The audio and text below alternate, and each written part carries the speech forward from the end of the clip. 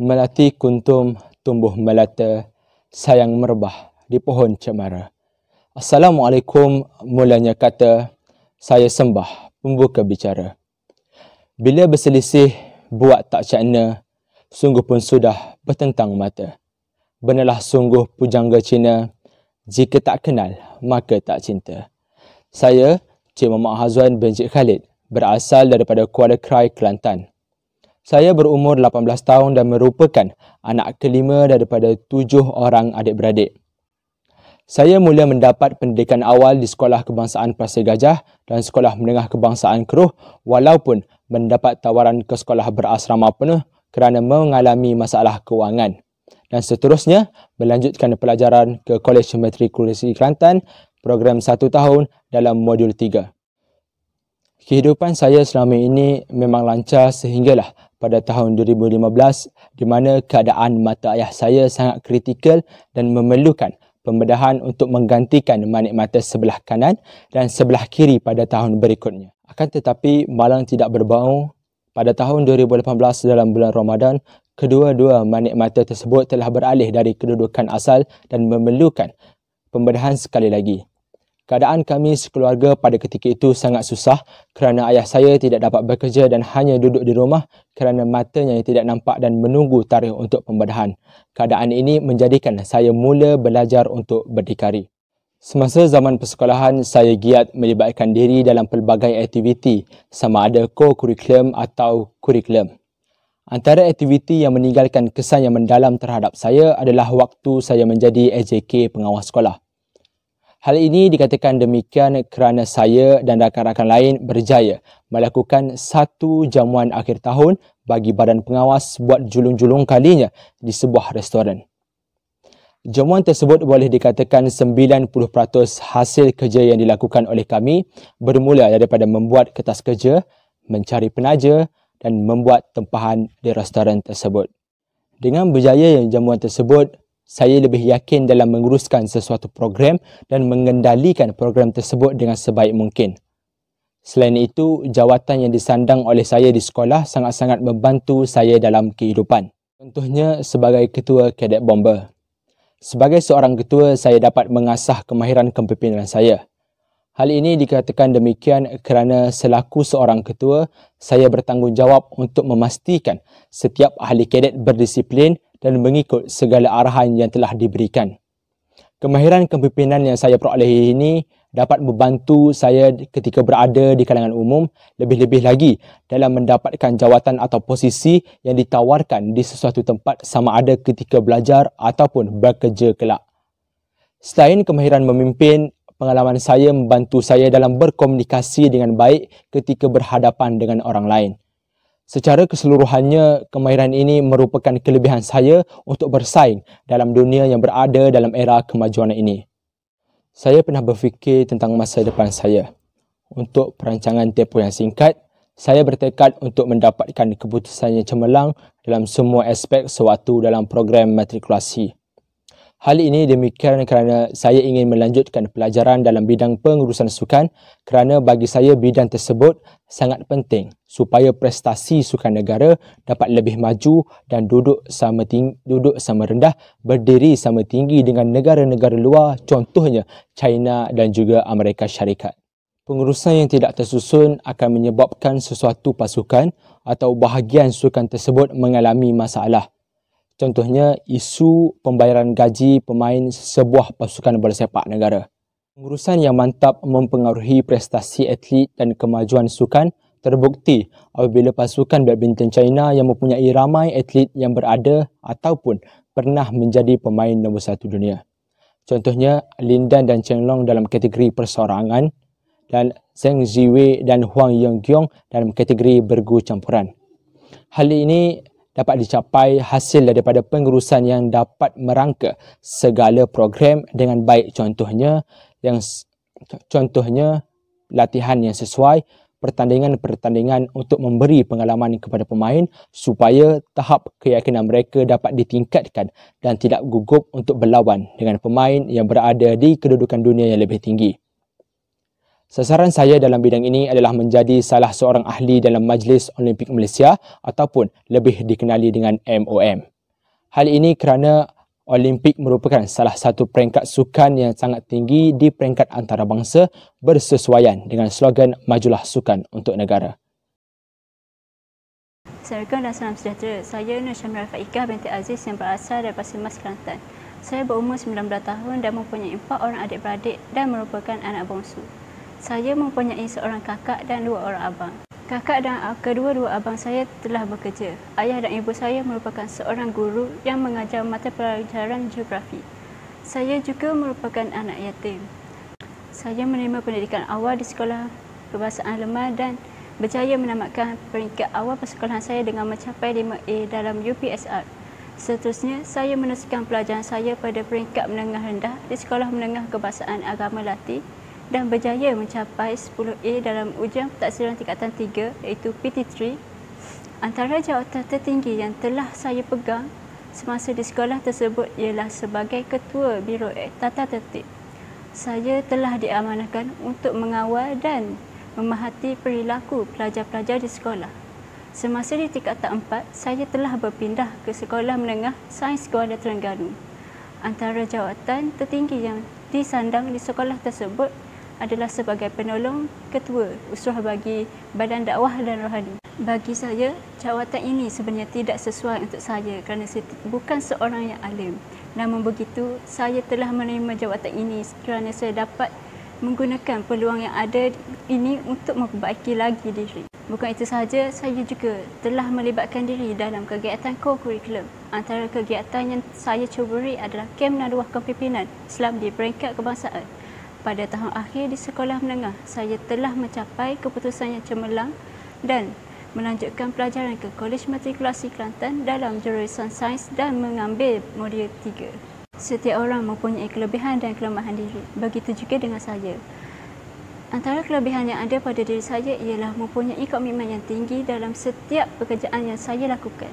Buktinya, saya memiliki fokus yang tinggi ketika melakukan kerja sehingga mampu mengarahkan seluruh tenaga terhadap sesuatu pekerjaan yang dilakukan. Selain itu, saya turut mempunyai kemahiran komunikasi yang baik. Kemampuan berkomunikasi menjadi salah satu aspek yang penting dalam memastikan aktiviti berkumpulan berjalan dengan lancar. Akhir sekali, saya sentiasa percaya dengan diri sendiri. Hal ini dapat meningkatkan keyakinan diri saya apabila berhadapan dengan orang lain. Buktinya, saya tidak gentar dan takut untuk memberi ucapan di hadapan khalayak ramai. Semua orang mempunyai impian yang ingin dicapai dalam kehidupan mereka. Begitu juga dengan saya, impian saya adalah untuk menjadi seorang saintis. Saya berminat dengan bidang ini sejak dari sekolah menengah lagi. Saya berpendapat bahawa saya lebih berminat dan selesa untuk bekerja dalam persekitaran seperti dalam makmal. Minat saya untuk menjadi saintis semakin mendalam apabila saya berjaya memilih aliran sains tulen di sekolah menengah. Oleh yang demikian, saya akan sering mengkaji bidang yang saya ingin ceburi. Saya pernah berfikir tentang rupa masa depan saya.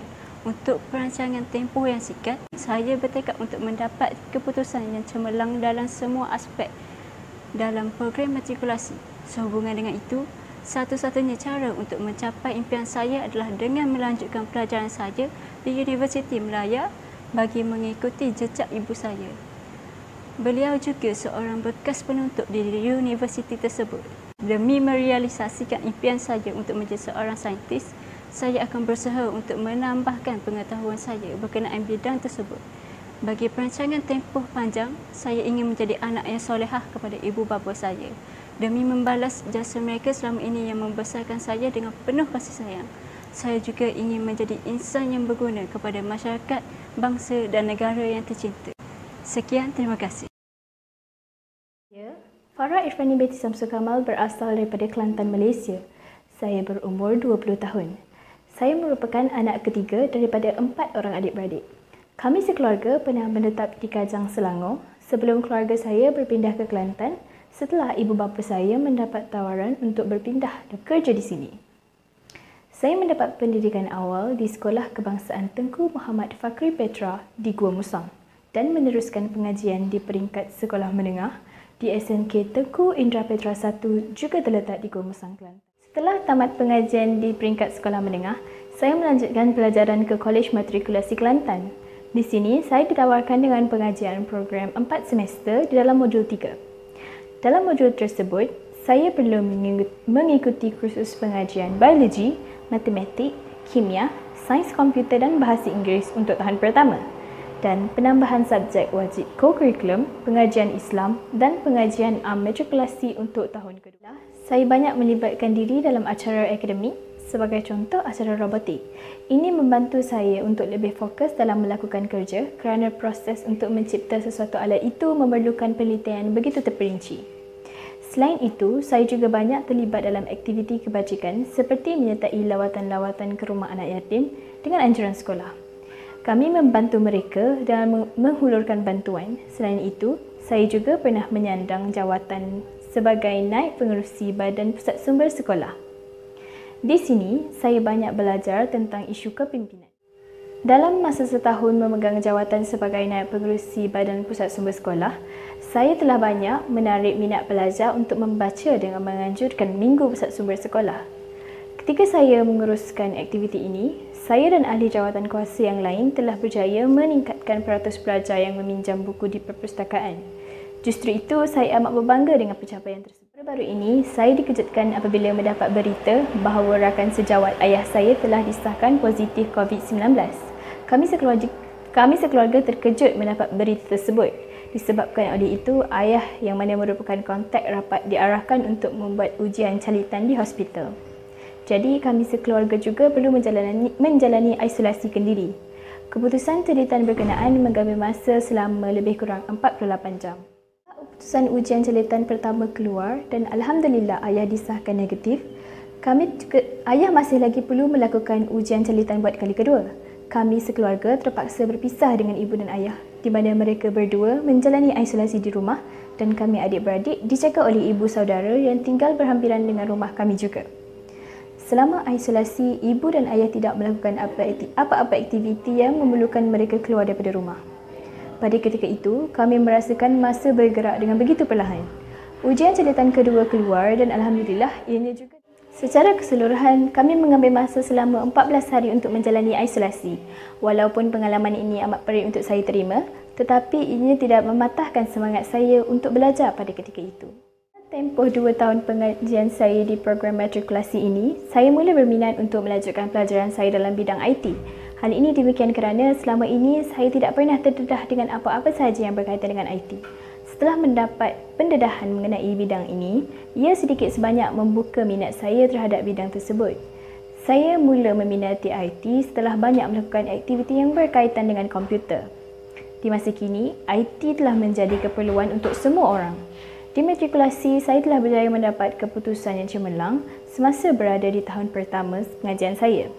Saya juga sedang berusaha untuk melakukan yang terbaik di tahun kedua pengajian. Dengan keadaan sekarang yang mana dunia sedang menghadapi pandemik COVID-19 ini, semua pelajar perlu belajar di atas talian. Oleh yang demikian, setiap hari pelajar akan menggunakan apa-apa saja peranti elektronik untuk belajar. Disebabkan itu, saya berhasrat untuk mendapatkan keputusan yang cemerlang dalam semua aspek semasa berada di program matrikulasi. Ini kerana ia akan membantu saya untuk melanjutkan pelajaran di peringkat ijazah di universiti terbaik tidak kira di dalam maupun luar negara. Saya yakin bahawa usaha saya akan membuahkan hasil pada suatu hari nanti. Saya juga berharap agar saya dapat memberikan sumbangan kepada negara yang tercinta, Malaysia dalam menghasilkan wawasan seiring dengan revolusi perindustrian 4.0. Assalamualaikum dan selamat sejahtera. Nama saya Nur Fatin Nabilah binti Anwar. Saya berasal dari Pasir Mas, Kelantan dan berumur 19 tahun. Saya merupakan anak pertama dari 4 orang adik-beradik. Ibu saya merupakan seorang kerani di sebuah bank dan ayah saya pula bekerja sendiri. Setelah menghabiskan pengajian di Sekolah Menengah Kebangsaan Agama Melati, saya meneruskan pengajian di Kolej Matrikulasi Kelantan dalam jurusan sains dan mengambil modul 3. Saya mempunyai sebuah impian iaitu untuk menjadi seorang peguam. Semasa di sekolah, ramai mengatakan sejarah adalah subjek yang membosankan, namun bukan bagi saya. Saya mendapati sejarah adalah subjek yang menarik dan sering mendapat grade A setiap kali peperiksaan. Namun, untuk menjadi seorang peguam perlu mempunyai kemahiran petah bercakap. Itu adalah satu cabaran bagi saya kerana saya bukanlah seorang yang mempunyai keyakinan untuk bercakap di hadapan orang ramai. Saya pernah mencuba untuk bercakap di hadapan tapi tidak berjaya kerana saya sering bergagap dan resah. Oleh itu, saya sering bercakap seorang diri di dalam bilik seumpama saya bercakap di khalayak ramai. Kemudian, saya pernah mencuba untuk membentang di dalam kelas dan hasilnya agak memuaskan bagi saya walaupun saya masih lagi mempunyai gagap dan resah. Sekolah saya mengadakan sebuah pertandingan debat dan saya melihat ia sebagai peluang untuk saya mengasah bakat saya dalam percakapan. Guru dan kawan-kawan saya adalah orang yang sering menolong saya dalam memperbaiki cara percakapan dan intonasi saya supaya saya kelihatan yakin ketika bercakap. Hasilnya, saya mendapat johan dalam pertandingan tersebut. Malah bukan itu sahaja, semasa di tingkatan 3, saya terpilih sebagai wakil untuk membentangkan kerja kursus sejarah yang dilakukan oleh kami, satu batch, di hadapan beberapa orang pegawai PPD. Semasa di menengah atas, saya akan sering ke perpustakaan untuk membaca kerana seorang peguam bukan hanya petah bercakap, malah mempunyai pengetahuan yang luas.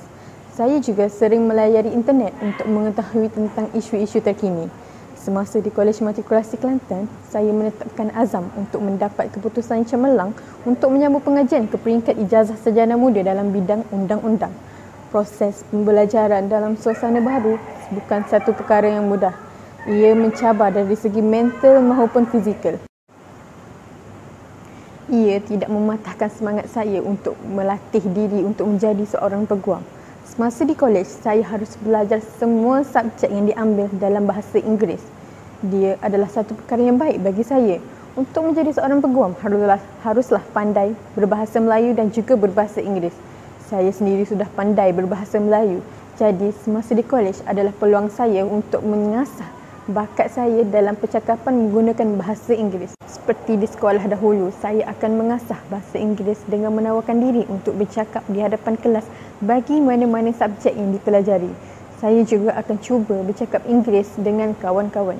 Walaupun saya diejek kerana cuba bercakap bahasa Inggeris, namun ia tidak melunturkan semangat saya untuk mahir dalam bahasa Inggeris. Seterusnya, saya ingin mendapatkan markah kokurikulum yang tinggi untuk memudahkan saya diterima dalam ijazah undang-undang. Peguam perlulah seorang yang adil dan saksama.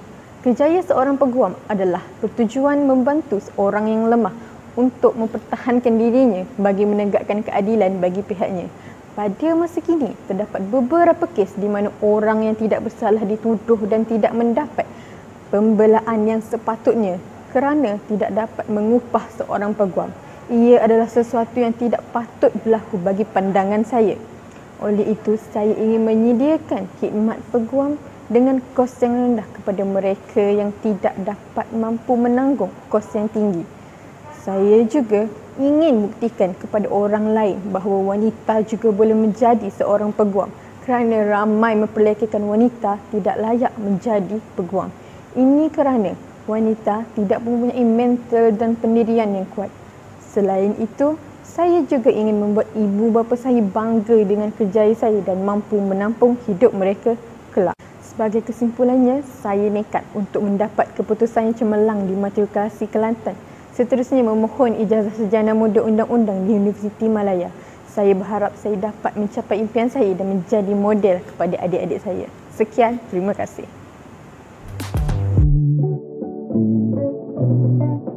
Assalamualaikum warahmatullahi wabarakatuh dan salam sejahtera. Sukan dan doping merupakan dua perkara yang tidak dapat dipisahkan. Doping merupakan satu bahan terlarang yang digunakan di dalam dunia sukan untuk meningkatkan prestasi atlet. Malaysia juga tidak lari daripada isu doping ini. Hal ini kerana boleh dikatakan pada setiap tahun akan ada atlet-atlet Malaysia yang terlibat di dalam isu doping ini. Pertama melibatkan jago sukan badminton negara iaitu Datuk Lim Chor Wei. Setelah beliau gagal ujian doping di kejuaraan dunia Copenhagen pada tahun 2014. Oleh kerana beliau gagal ujian doping tersebut, beliau telah dijatuhkan hukuman penggantungan selama 8 bulan berkuat kuasa pada tarikh 30 Ogos 2014. Pada tahun berikutnya, dunia sukan sekali lagi digemparkan dengan isu doping yang melibatkan atlet ternama iaitu atlet Bina Badan Negara Sazali Samad. Beliau telah gagal ujian doping di pertandingan peringkat dunia dan beliau telah dikenakan hukuman penggantungan yang lebih berat daripada Datuk Lin Chow Wei, iaitu penggantungan daripada menyertai pertandingan selama 4 tahun berkuat kuasa pada tarikh 22 September 2015. Selain sukan bina badan dan juga badminton, sukan terjun juga tidak lari daripada isu doping ini. Hal ini kerana pada tahun 2017, penerjun negara iaitu Wendy Ng telah gagal ujian doping di Kejohanan Sukan SEA Kuala Lumpur pada tahun 2017. Beliau telah dikenakan hukuman yang sama seperti Datuk Lin Chow Wei, iaitu penggantungan selama 8 bulan berkuat kuasa pada tarikh 26 Ogos 2017. Sebagai kesimpulannya, isu doping merupakan isu yang sangat serius di dalam dunia sukan. Pelbagai agensi yang terlibat di dalam doping ini, terutamanya Agensi Anti-Doping Malaysia atau lebih dikenali sebagai ADAMAS. Untuk mengatasi isu doping ini, pelbagai cara boleh kita lakukan. Contohnya, pihak pengurusan yang terlibat di dalam ubat-ubatan atau atlet itu sendiri perlulah lebih peka tentang isi kandungan yang terdapat di dalam ubat tersebut supaya isu doping ini dapat kita hapuskan dalam dunia sukan Malaysia. Sekian majulah sukan untuk negara. Assalamualaikum dan salam sejahtera. LGBT adalah akronim yang merujuk secara kelompok kepada golongan lesbian, gay, bisexual dan transgender. Isu ini kerap kali diperkatakan di media sosial tidak kira di dalam maupun luar negara. Antara negara yang telah mengiktiraf isu LGBT ini adalah di Belanda. Belanda merupakan negara pertama di dunia yang menggubal undang-undang pernikahan secara sejenis. Ia sudah diterima seawal tahun 2000 lagi, tetapi secara sahnya diiktiraf pada tahun 2001. Selain itu, negara Belgium dan Sepanyol juga antara negara yang telah mengiktiraf LGBT, masing-masing pada tahun 2003 dan 2005. Terbalik daripada negara-negara sebelum ini, LGBT adalah ditolak di Iraq, Iran dan juga Rusia. Malaysia juga tidak terkecuali dalam usaha menolak perkahwinan sejenis iaitu LGBT ini. JAKIM mendedahkan anggota masyarakat gay direkodkan meningkat hampir 100% iaitu seramai 310,000 individu pada tahun 2019 berbanding 173,000 pada 5 tahun yang lalu. Manakala golongan transgender pula telah merekodkan peningkatan kepada 30,000 individu pada tahun 2019 berbanding seramai 10,000 pada tahun sebelumnya. Terdapat kes di Malaysia yang melibatkan sekumpulan peserta perarakan Hari Wanita Antarabangsa di Kuala Lumpur pada 9 Mac 2018 yang menyokong golongan LGBT di negara ini. JAKIM telah menolak sebarang usaha untuk mengiktiraf LGBT di negara ini selaras dengan pendirian Perdana Menteri Malaysia Tan Sri Dato' Haji Muhyiddin bin Haji Muhammad Yassin yang jelas mengatakan bahawa Malaysia tidak boleh menerima sistem nilai yang diamalkan di negara barat iaitu LGBT dan perkahwinan sejenis, kata Datuk Muhammad Nordin Ibrahim, Ketua Pengarah JAKIM. Golongan ini ibarat satu wabak yang akan menjadi kanser dalam kehidupan bermasyarakat. Seseorang yang tidak mematuhi peraturan akan disingkirkan daripada masyarakat tersebut. Hal ini kerana mereka akan membawa masalah dalam masyarakat. Sebagai contoh, golongan LGBT atau ahli masyarakat yang terlibat dengan LGBT akan diusir oleh masyarakat. Hal ini kerana dikhawatiri akan mempengaruhi individu lain untuk menyertai mereka. Sekiranya ia berlaku, masyarakat yang terlibat akan menanggung malu dan kehormatan masyarakat tersebut akan jatuh. Masalah dalaman keluarga yang dialami oleh remaja menyebabkan mereka mencari keseronokan di luar rumah melalui hubungan dengan rakan sejenis yang dianggap boleh menggantikan kedua ibu bapa. Kurangnya komunikasi dengan ibu bapa juga menyumbang kepada masalah ini serta kesibukan ibu bapa yang bekerja di luar dan kekurangan masa yang diluangkan bersama anak-anak, menyebabkan mereka mencari kasih sayang dan perhatian melalui hubungan dengan rakan yang sejenis. Antara langkah yang dapat diambil untuk mengatasi masalah ini adalah melalui pembentukan badan-badan kebajikan atau pelan perancangan oleh pihak kerajaan dan bukan kerajaan dalam mengurangkan masalah LGBT yang semakin tersebar luas di Malaysia. Pihak kerajaan dan badan-badan bukan kerajaan boleh melancarkan kempen untuk meningkatkan kesedaran kepada rakyat Malaysia tentang bahaya budaya hubungan songsang. Kempen sebegini boleh dijalankan di kawasan umum, sekolah maupun universiti. Sekian, terima kasih. Assalamualaikum dan salam sejahtera. Kini gejala vandalisme di negara Malaysia semakin menjadi-jadi. Gejala ini sering dikaitkan dengan golongan remaja. Hal ini kerana golongan remaja mudah terpengaruh dengan sesuatu gejala atau budaya yang tidak sihat, terutamanya vandalisme. Seterusnya, kita dapat lihat statistik kes-kes vandalisme yang berlaku di Malaysia dari tahun 2015 sehingga tahun 2017. Jenayah vandalisme ini berkurangan pada tahun 2017 berbanding 2016. Kesannya banyak fenomena vandalisme yang boleh menjejaskan mata memandang dan ini sudah tentu menjejaskan imej negara. Jumlah kerugian akibat perbuatan vandalisme ini amatlah besar.